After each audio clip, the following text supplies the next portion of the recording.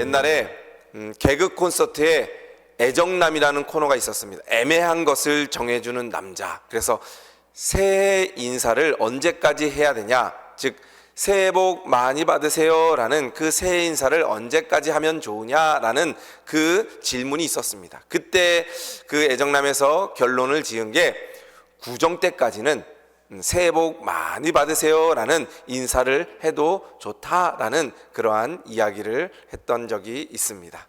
여러분들도 하여튼 하나님이 주시는 은혜와 축복을 많이 성도들에게 나누어 주며 많은 사람들에게 나누어 주는 우리 성도들 되시기를 바랍니다. 올해 우리 교회 2026년도 표어는 용서 사랑의 시작입니다 라는 주제입니다. 이 주제는 우리 통합 측 주제와도 똑같습니다.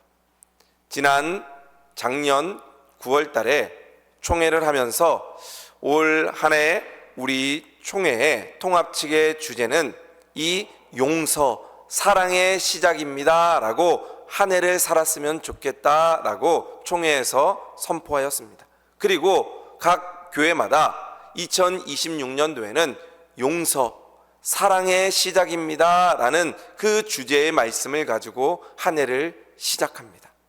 그래서 저도 이 용서, 사랑의 시작입니다 라는 그 주제를 이번 주와 다음 주에 우리 성도님들과 함께 은혜를 나누면서 올 2026년도가 용서하며 하나님의 그 사랑을 받고 그 사랑을 시작하는 한 해가 되었으면 좋겠습니다.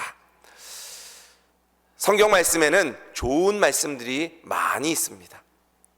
코로나를 지나면서 회복이 일어나야 되고 또 부흥이 일어나기 위해서 한국교회에 꼭 필요한 말씀이, 다른 좋은 말씀들도 있지만 바로 이 주제의 말씀이 우리들에게 꼭 필요한 말씀이다 생각합니다. 부흥도 사랑도 모두가 용서가 없이는 이루어질 수 없기 때문입니다. 교회가 부흥하는 것도, 교회가 사랑이 넘치는 것도 용서가 전제되어야 됩니다. 그래서 이 용서와 사랑의 열매를 풍성히 맺는 것이 바로 하나님께서 우리 교회를 향하신, 또 우리 성도들을 향하신 하나님의 뜻이다라고 말씀드리고 싶습니다.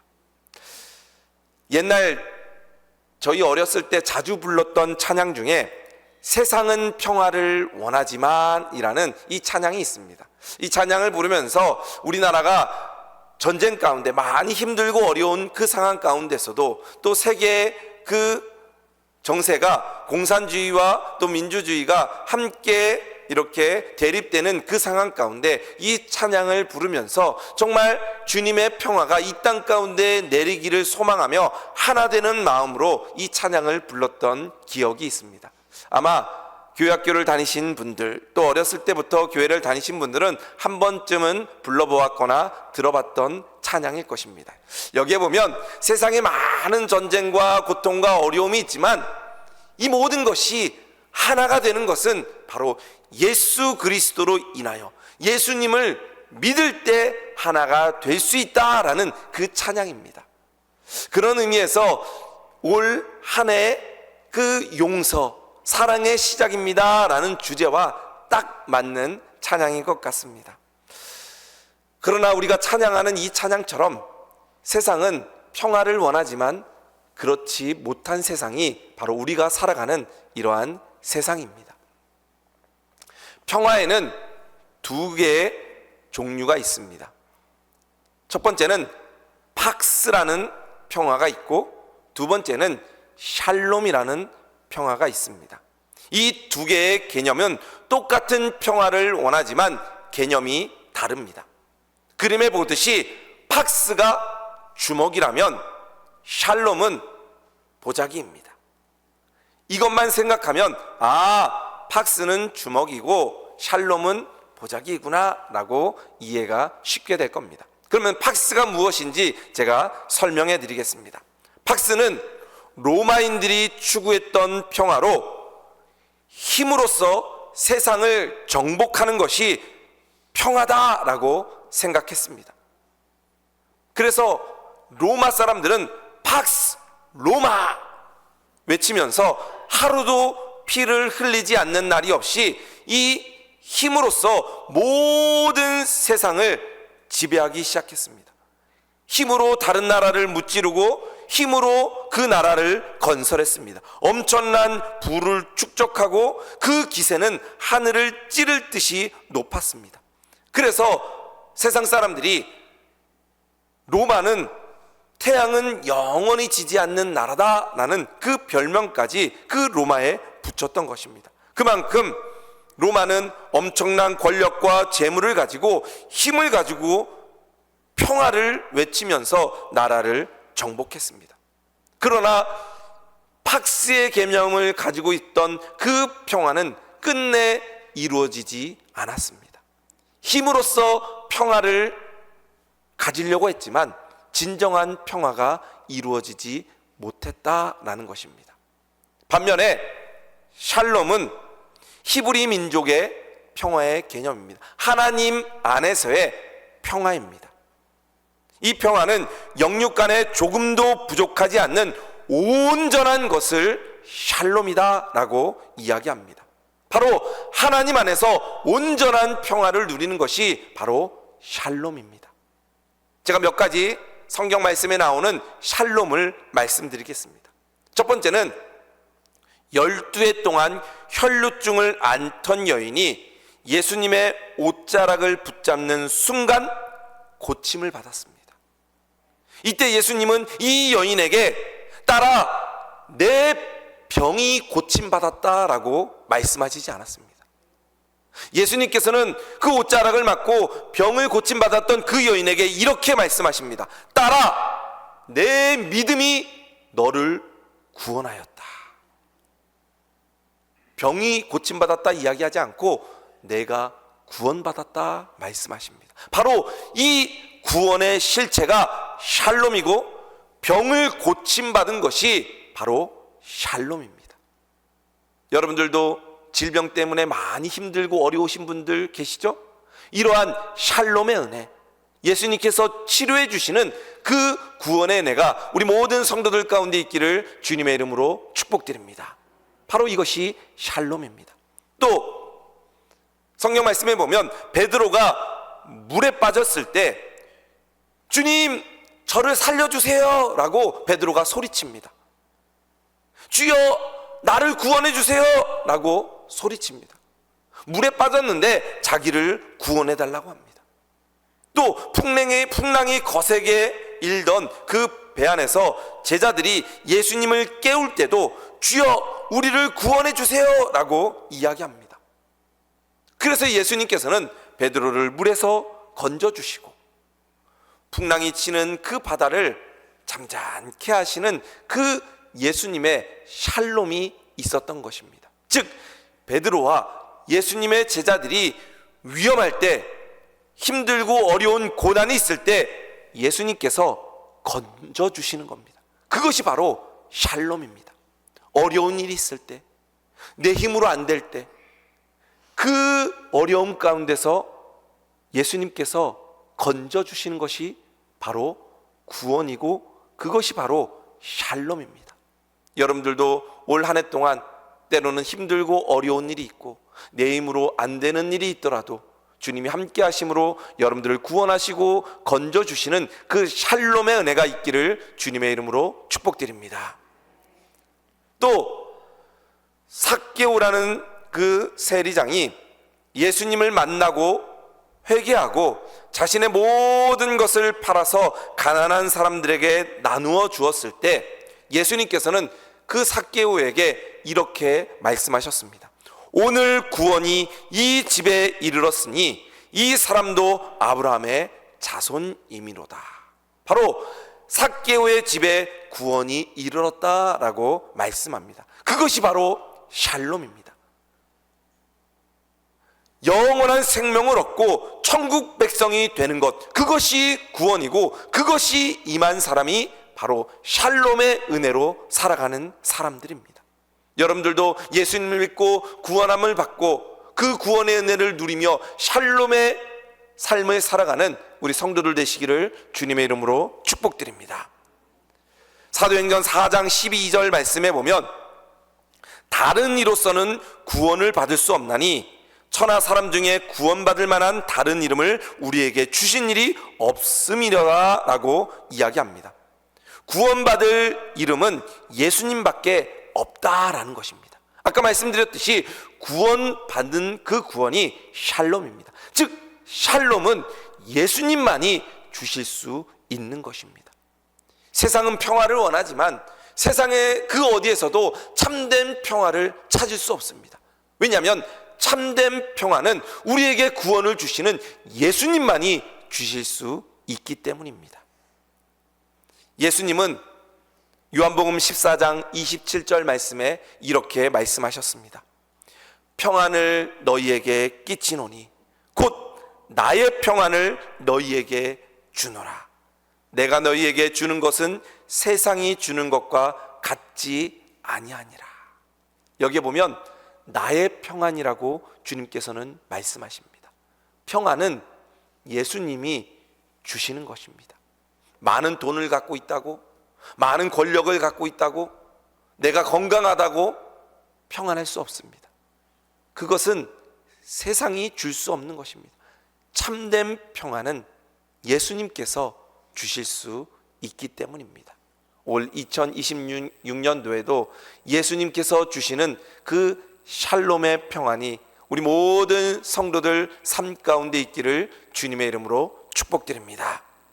그렇다면 이런 샬롬의 은혜는 바로 용서와 화해를 통해서 이루어지는 겁니다. 그런데 그 용서와 화해는 바로 자백이 전제되는 것입니다. 고린도후서 5장 18절 말씀에 보면 모든 것이 하나님께로서 났으며 그가 그리스도로 말미암아 우리를 자기와 화목하게 하시고 또 우리에게 화목하게 하는 직분을 주셨다라고 말씀합니다. 우리가 받은 직분이 무엇입니까? 목사나 장로나 권사의 직분도 받았지만 그것보다 더 먼저 받은 직분은 바로 이 말씀에서 이야기하듯이 바로 화목케 하는 직분을 우리에게 주셨습니다. 그렇기 때문에 우리는 어디에 가든지 그 예수님의 샬롬으로 인하여 화목하게 하는 사람이 되어야 됩니다. 왜냐하면 예수님은 평화를 주시는 분이십니다. 구원을 주시는 분이십니다.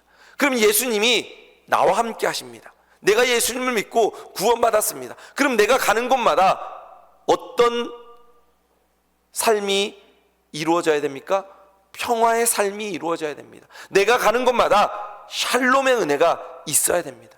여러분들이 있는 가정이 샬롬의 가정이 되기를 주님의 이름으로 축복드립니다.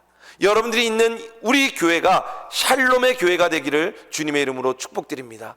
여러분들이 가는 곳마다 주님이 주시는 그 샬롬의 은혜가 넘치는 우리 성도들 되시기를 주님의 이름으로 축복드립니다. 그런데 예수님께서는 이렇게 샬롬의 은혜를 추구하며 살아가는 우리들에게 마태복음 5장 23절 24절 말씀에 이렇게 말씀하십니다. 그러므로 예물을 제단에 드리려다가 거기서 내 형제에게 원망 들을 만한 일이 있는 것이 생각나거든 예물을 제단 앞에 두고 먼저 가서 형제와 화목하고 그 후에 와서 예물을 드리라 말씀합니다. 진정한 예배는 화해의 예배이고 용서의 예배입니다. 먼저 화해가 필요하다라는 것입니다. 먼저 용서가 필요하다 말씀하고 있습니다. 창세기에 나오는 족장의 이야기들을 보면 아브라함, 이삭, 야곱, 마지막에 요셉이 나옵니다. 그런데 창세기의 말씀을 마무리하면서 그 요셉이 형들을 용서한 이야기가 나옵니다. 그 중요한 성경책의 가장 앞부분에 나오는 그 창세기 말씀의 마지막이 요셉의 용서입니다. 용서가 얼마나 중요한지를 여기서 우리는 알 수 있습니다. 야곱이 죽은 이후에 요셉의 형들은 불안해했습니다. 왜 불안해했을까요? 잘못한 것이 있기 때문입니다.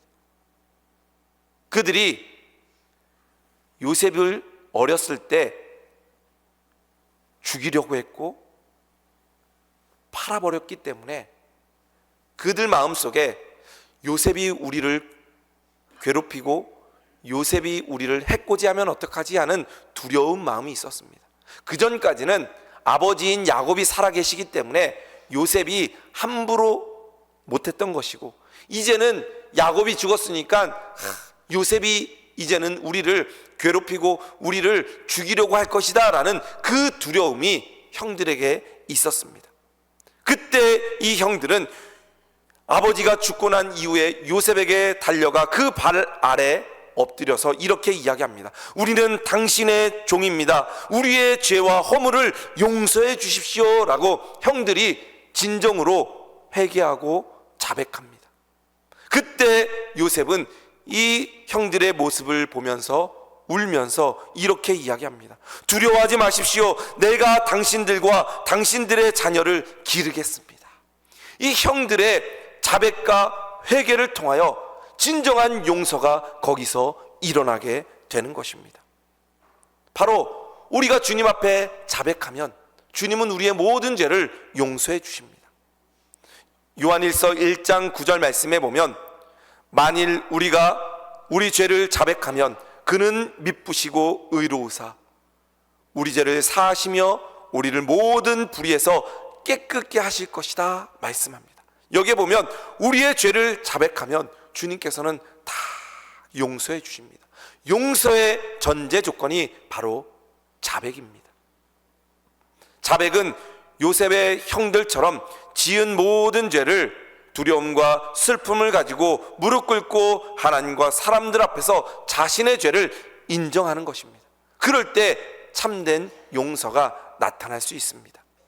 이사야 오늘 읽었던 말씀에도 악인은 그의 길을 불의한 자는 그의 생각을 버리고 여호와께 돌아오라 그리하면 그가 긍휼히 여기시리라. 우리 하나님께로 돌아오라 그가 너그럽게 용서하시리라.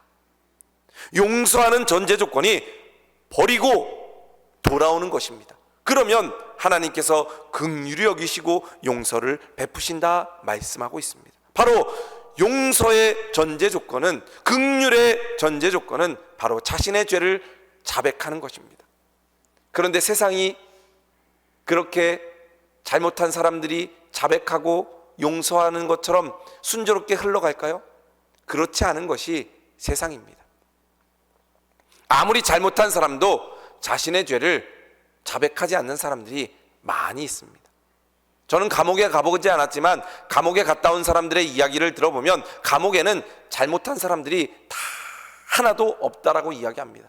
다 자신은 억울하고 누명을 쓰고 자신은 잘못한 것이 없는데 이곳에 왔다라고 하는 사람들이 대부분이라고 이야기합니다. 자신의 죄를 끝까지 자백하지 않습니다. 그렇기 때문에 아무리 문제가 나고 잘못한 사람들과 재판을 하더라도 끝까지 싸우게 되는 것입니다. 진정한 화해가 일어나지 않습니다. 그것이 바로 이 세상이다라고 이야기합니다. 그렇다면 이 깨진 관계를 회복할 수 있는 것이 무엇일까요? 진정한 용서가 필요하다라고 말씀합니다.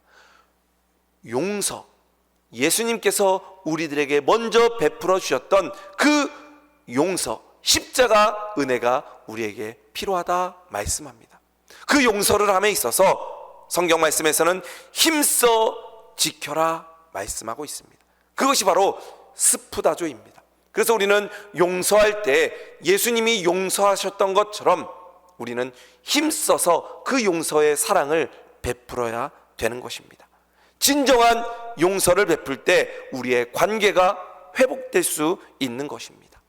골로새서 3장 13절 말씀에 보면 내가 누구에게 불만이 있거든 서로 용납하여 피차 용서하되 주께서 너희를 용서하신 것 같이 너희도 그리하라 라고 말씀하십니다. 주님께서 우리를 용서하신 것 같이 서로 용서하라 라고 이야기합니다. 용서의 기준이 무엇입니까? 예수님이십니다. 예수님이 우리를 용서하신 것 같이 예수님처럼 다른 사람을 용서해라 말씀하고 있습니다. 그렇다면 주님이 우리를 어떻게 용서하셨는지 먼저 우리가 생각해 보아야 됩니다. 주님이 우리를 어떻게 용서해 주셨습니까? 아직 죄인 되었을 때 십자가에서 죽으심으로 우리의 죄를 용서해 주셨습니다. 아무런 조건 없이, 아무런 대가 없이 그 십자가에서 우리를 위해 죽으신 분이, 우리의 죄를 용서해 주신 분이 바로 예수님이십니다. 그래서 하나님과 우리와의 관계를 화목케 하시고 샬롬의 은혜를 베풀어 주신 분이 바로 예수님의 용서입니다. 그것이 바로 십자가의 용서입니다. 그 십자가의 용서하심과 같이 우리가 용서하며 살아가야 된다라고 말씀합니다. 왜냐하면 우리는 그 예수님의 은혜를 받은 자들이기 때문에 그렇습니다. 용서를 받은 사람은 용서할 수 있는 은혜가 있게 되는 것입니다.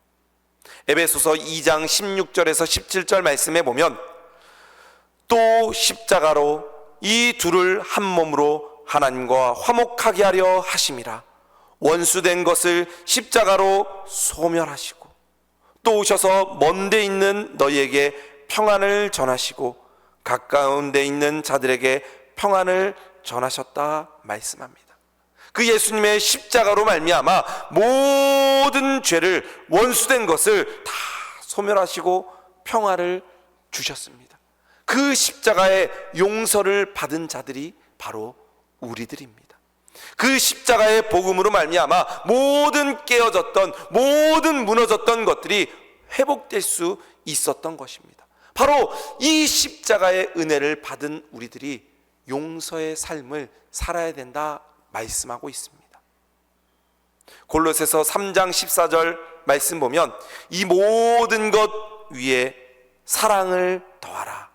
이는 온전하게 매는 띠니라 말씀하고 있습니다. 사랑을 더해야 됩니다. 내가 베푸는 사랑이 아니라 주님께서 나에게 베풀어 주신 그 사랑으로 충만한 그 예수님의 사랑을 베풀면서 살아가야 되는 것입니다. 내 생각으로는 도저히 용서할 수 없지만, 세상의 법으로는 도저히 용서할 수 없지만, 예수님의 그 십자가의 사랑을 더할 때 우리는 용서의 삶을 살 수 있는 것입니다. 바로 이것을 더하는 것이 둘을 하나로 묶는 온전한 띠다 말씀합니다. 예수님의 십자가가 하나님과 우리를 하나로 만드셨습니다. 그렇다면 우리가 사는 이 세상 가운데 깨어진 것이 있고 분열된 것이 있고 싸우는 것이 있다면 예수 그리스도로 하나가 되는 놀라운 은혜가 올 한 해 있기를 주님의 이름으로 축복드립니다. 아직 이 세상은 완벽한 세상이 아닙니다. 만들어가는 세상입니다. 그래서 우리가 그 예수 그리스도의 사랑을 실천하기 위해 최선을 다해야 됩니다. 그것을 에베소서 4장 3절 말씀에는 평안에 매는 줄로 성령이 하나 되게 하신 것을 힘써 지키라 이야기합니다. 완벽하지 않은 세상 가운데 예수 그리스도의 사랑을 받은 우리들이 용서하며 그 용서의 사랑으로 힘써 지키는 것입니다. 그것이 바로 스푸다조라는 헬라어입니다.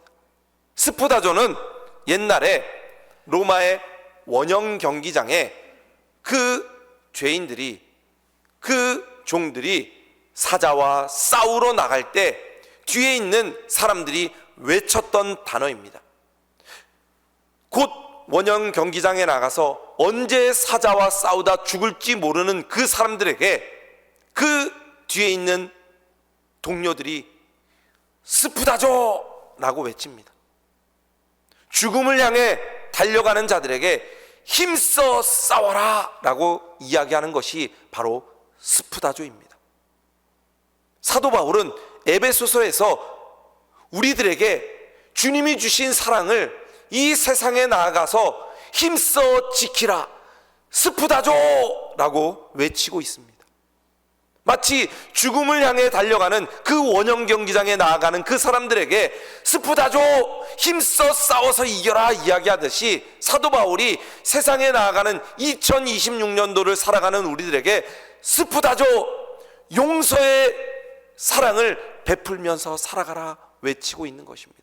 왜냐하면 우리는 예수 그리스도의 은혜로 말미암아 구원받은 사람이기 때문에 이 구원받은 은혜를 힘써 지켜라 라고 말씀하고 있는 것입니다. 우리가 살아가는 이 세상은 유리그릇과 같습니다. 한번 깨어져서 다 깨어지고 금가 있는 그 세상이 바로 이 세상입니다. 수십 년간 싸우면서 또 우리나라도 여러 정당이 있으면서 서로 싸우면서 다 금가 있는 세상이 지금의 세상입니다.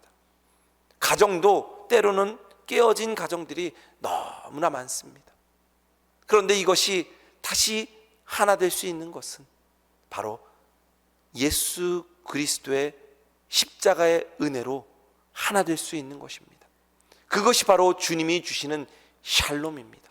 그 샬롬의 은혜를 지키기 위해 용서함 받은 우리들이 힘써 지켜야 되는 것입니다. 그것이 바로 용서입니다. 용서는 해도 되고 안 해도 되는 것이 아니라 용서는 우리가 용서함 받은 자이기 때문에 스푸다조 해야 되는 것입니다. 힘써 지켜야 되는 것입니다. 예수님을 생각하며 화평해야 됩니다. 예수님을 생각하며 용서해야 됩니다. 예수님을 생각하며 원수도 사랑해야 됩니다. 내 힘으로 내 능력으로는 안 되지만 주님이 주시는 사랑으로 우리는 그 사랑을 베풀며 살아가는 그 세상이 바로 하나님이 원하시는 그러한 세상입니다. 그래서 2026년도 우리 교회의 표어 또 우리 총회의 표어가 용서, 사랑의 시작입니다 말씀하고 있습니다. 그 예수님의 용서의 은혜가 그 샬롬이 우리 모든 성도들 삶 가운데 또 2026년도를 살아가는 우리 성도들 삶 가운데 주님이 주시는 그 샬롬의 은혜가 넘치셔서 올 한 해도 용서하며 사랑을 베풀며 살아갈 수 있는 우리 성도들 되시기를 주님의 이름으로 축복드립니다.